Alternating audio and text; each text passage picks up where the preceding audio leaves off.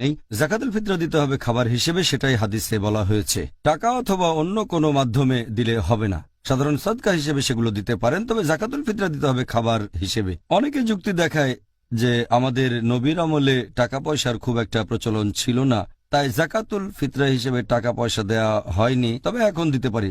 এরা একটা জিনিস বুঝতে পারে না যে আমাদের নবীর আমলে আর সাহাবীগণের আমলে মুদ্রা ছিল দিরহাম, তারপর দিনার ছিল, টাকা ছিল। তখন হয়তো কাগজের নোট ছিল না, কিন্তু টাকা তো ছিল।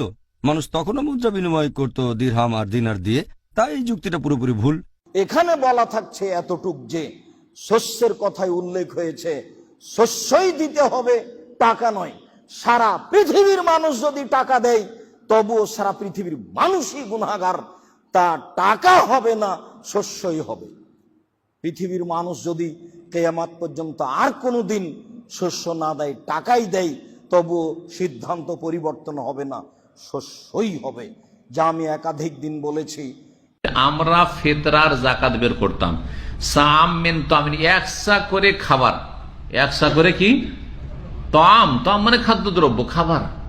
আর আপনাদের আমাদের যদি বলা হয় যে আমাদের খাবার, খাবার মানে হচ্ছে চাউল, চাউল ভাত, জি, তো চাউল দিতাম। আর টাকা দেওয়া চলবে না। হাদিসে কি আসছে? যতগুলি হাদিস আসছে ভালো করে শুনুন, আজকে শেষ করা যাবে ইনশাআল্লাহ তাআলা, দু একদিন পরে আবার শেষ করবো, হয়তো বুধবার বা বৃহস্পতিবারে। তখন আরো বিস্তারিত বলবো যে টাকার কথা, দিরহাম দিনারের কথা, স্বর্ণ মুদ্রা রূপার কথা কোন জায়গায় কোনো হাদিস আসেনি, কোন সাহাবী আদায় করেননি। সুতরাং এই টাকা দিয়ে ফিতরা, এটা মানুষের তৈরি করা মত, এটা রাসূলুল্লাহ সাল্লাল্লাহু আলাইহি ওয়াসাল্লাম ছেড়ে যাওয়া আদর্শ নয়, এটা সাহাবায়ে কেরামদের আদর্শ নয়। ইবাদত বন্দেগীর ক্ষেত্রে সতর্ক হন, আর না হইলে যাবেন ক্ষতিগ্রস্ত হয়ে জাহান্নামে, যে ফরজ তরককারী। কারণ তুমি নবীর তরিকায় তো ফরজ আদায় করেনি, তোমাকে বলেছিলেন যে টাকা দাও, বলেছিলাম যে টাকা দাও। খাদ্যর কথাই হাদিসে আসছে, খাদ্যর টাকা দিলে হবে, এটা হাদিসে এইভাবে নেই। অনেক সময় খাদ্যতে উপকার বেশি। আপনি যদি সেমাই, চিনি, খাদ্য কিনে দেন, ও বেচতে পারবে না, আর যদি টাকা দেন ও খরচ করে ফেলবে, বাচ্চাদের সেমাই কিনে দেবে না, এরকম হতে পারে। ফিতরা টাকা দিয়ে না, খাদ্য দিয়ে আদায় করতে হবে। এটা টাকা দিয়ে যদি আদায় করা যেত, তাহলে নবীজি নিজেও টাকা দিয়ে আদায় করতেন। নবীজি তো কোনোদিন টাকা দিয়ে আদায় করেন নাই। দেড়হাম দিনার ওনার যুগে ছিল, দেড়হাম দিনার দিয়ে কখনো আদায় করেন নাই। খাদ্য দিয়ে, কিশমিশ, জব, গম, খেজুর, পনির, এগুলো দিয়ে 6 প্রকারের খাদ্য, এইসব দিয়ে তিনি আদায় করেছেন, 100 দিয়েছেন। আমাদের বাংলাদেশেও আমরা খাদ্য দিয়ে আদায় করব, এটা একটা ফরজ ইবাদত। তো মাতান লিল মাসাকিন, মিসকিনের জন্য খাদ্য। সদকায়ে ফিতরকে ইবনে আব্বাসের হাদিসে বলা হয়েছে তো মাতান লিল মাসাকিন, তামউইনান লিল মাসাকিন বলা হয় নাই, মিসকিনের জন্য অর্থায়ন এটা বলা হয় নাই, মিসকিনের জন্য টাকা দান এটা বলা হয় নাই, তো মাতান লিল মাসাকিন, মিসকিনকে খাদ্য দান। তা আল্লাহর রাসূল তার সাহাবীরা বলছেন মিসকিনকে খাদ্য দান।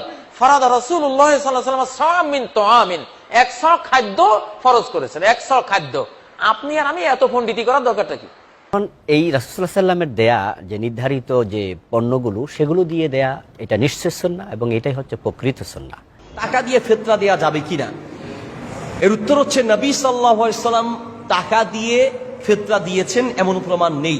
ফারাদা রাসূলুল্লাহি সাআম মিন তামরিন ওয়া সাআম মিন শাইরিন, এইভাবে বুররিন, তিনি জব দিয়ে, খেজুর দিয়ে, গম দিয়ে এইভাবে ফিতরা দিয়েছেন, এটার প্রমাণ আছে। 1 সা পরিমাণ দিয়েছেন। এরপরে জানে আলম জানতে চেয়েছেন ফিতরা এটি খাদ্য দিয়ে দেওয়া উচিত, যেহেতু নবী সাল্লাল্লাহু আলাইহি ওয়াসাল্লাম বলেছেন তু'মাতান লিল মাসাকিন, ফিতরা ব্যবস্থাপনাটাই হলো খাদ্য ব্যবস্থাপনার অংশ। গরিবকে খাদ্য দেওয়ার জন্য নবী সাল্লাল্লাহু আলাইহি ওয়াসাল্লাম ফিতরা চালু করেছেন, বিধায় খাদ্য দেওয়াটাই সরাসরি উত্তম। হাদিসগুলো যদি আমরা একটু পর্যালোচনা করি, দেখবো যে 5 ধরনের খাবার দিয়ে আদায় করতে বলা হয়েছে। গম, জব, তারপরে খেজুর, পনির এবং কিশমিশ, এই 5টি খাবার দিয়ে আদায় করতে বলা হয়েছে। আবু সাঈদ আল খুদরি রাদিয়াল্লাহু তাআলা আনহু বর্ণনা করেন, সহিহ মুসলিমের বর্ণনা, যে কুন্না নুখরিজু যাকাত আল ফিতরি সাআন মিন তুআম, আমরা খাবার দিয়ে সাদাকাতুল ফিতর আদায় করতাম। It should be food item. এবং সে খাবারগুলো কি ছিল আমরা বলেছি, যে গম, জব, খেজুর, পনির এবং কিশমিশ। এবং আবু সাঈদ খুদরি রাদিয়াল্লাহু তাআলা আনহুর হাদিস, যেটি বুখারীতে এসেছে, সাআম মিন তুআম, 100 খাদ্য, সরাসরি বলেছেন। সবগুলো হাদিসে খাদ্যের কথা বলা হয়েছে। অতএব খাদ্য দিয়েই যাকাতুল ফিতর আদায় করা, এটাই হচ্ছে প্রফেটিক ইনস্ট্রাকশন বা নবী সাল্লাল্লাহু আলাইহি ওয়াসাল্লামের নির্দেশনা।